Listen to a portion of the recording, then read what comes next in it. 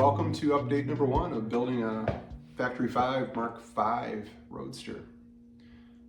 I am going to be updating to this channel, I would say every milestone, right?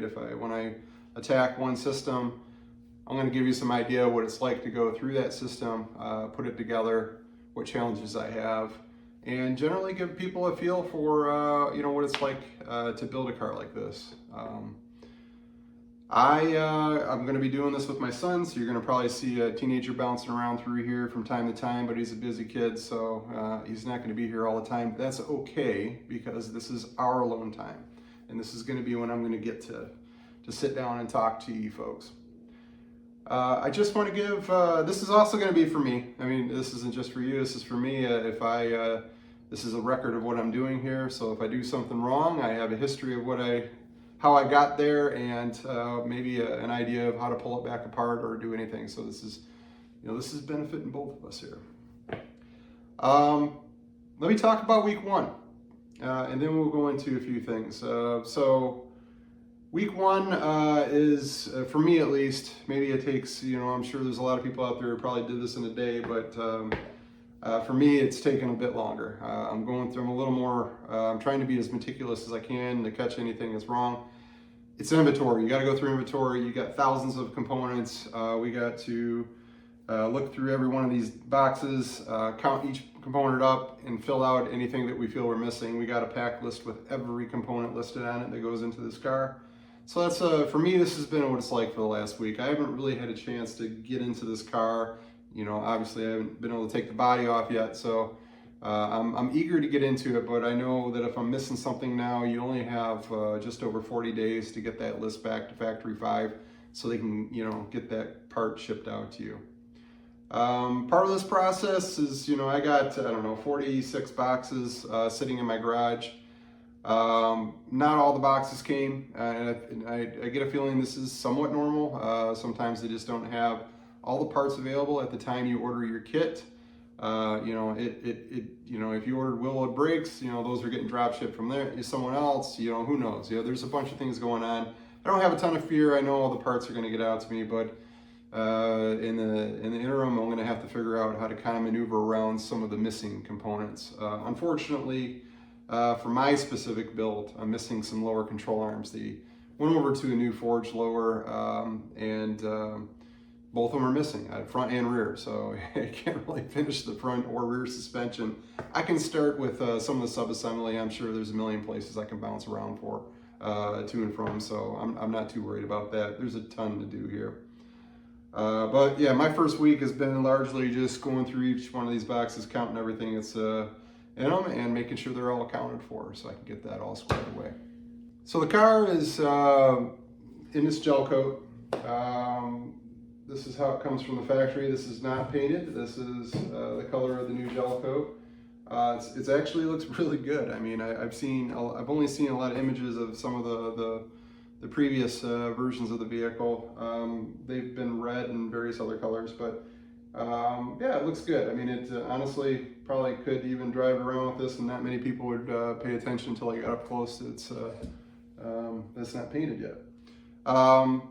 The body is loosely mounted. The body comes already mounted to the frame. It's got a few mounts up front, some on the rocker, and there's not a whole lot holding in place. It's just roughly and loosely put in place. Same with the doors, same with the trunk. Hood was just kind of laying across it and taped on.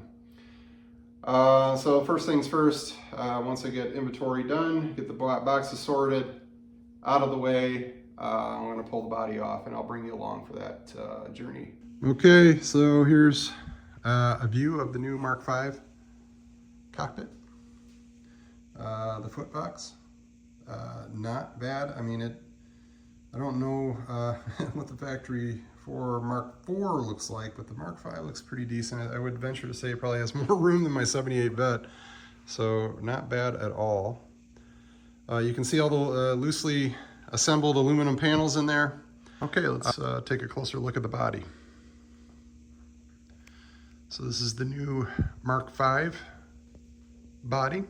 I will say Everything is just loosely assembled, so take this with a grain of salt, but some of the bigger key points was, I think, the flush of this door as it went into the cowl section here of the vehicle. It was, you know, there was a lot of work, a lot of additional work. I'm sure there's still going to be some work that needs to happen to tie it in well and make it look good, but man, it looks good. I've seen a lot of horror stories, people having to really work this over pretty good. So kudos to Factory 5 of making that look exceptionally better. The seams are really crisp. The round, all the panels look lined up really well in the mold. So super really impressive of the quality of this new body. Obviously, round tube frame members are gone, replaced with this new space frame. So yeah, got a lot of square section in here, but man, this is supposed to be 17 times more stiff than the original Cobra. So I'm really looking forward to getting this thing on the road and seeing what it's all about. Let's take a look around to the rear. Not a ton to see here. Look at those hips. They look good.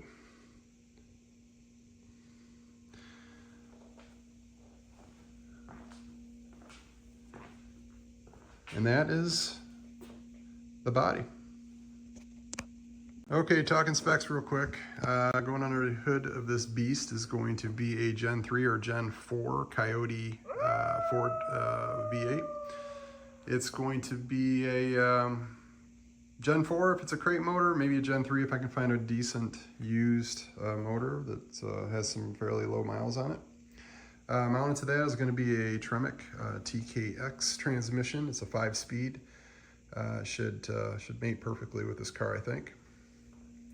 Front suspension is kind of the standard independent front suspension from Factory 5. Up front, I can't really see from here, and I don't feel like walking around here and moving everything that I got. But it's going to be we're going to have just regular bumper jacks, no hoops or overriders. I just like the standard style for the bumper jacks. Working my way to the rear.